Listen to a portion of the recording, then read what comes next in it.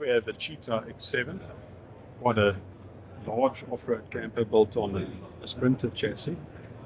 Got very nice compartments for taking it on a bad road.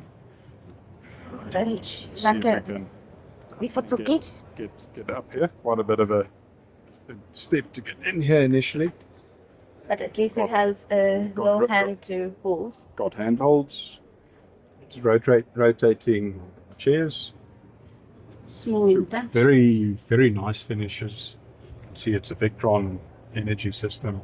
They've got in with little shortcut switches for basically everything.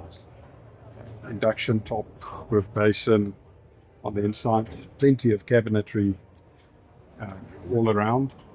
And then quite a large seating area with a small table and TV. If you look up here, we've got again storage all around at the top, sliding storage in there, And plugs as well. oh, and plugs in the storage. That's quite nice.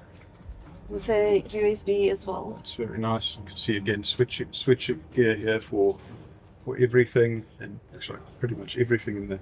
It's a separate trip switch. And the TV there's a projector mounted here above the seating area / bed, which is a very nice touch. And is this an oven? Oh, a fridge? Okay. Oh, and the bathroom actually, the sink pops out, and then you've got a toilet there that can slide out of the way to become a shower. So a highly space efficient system.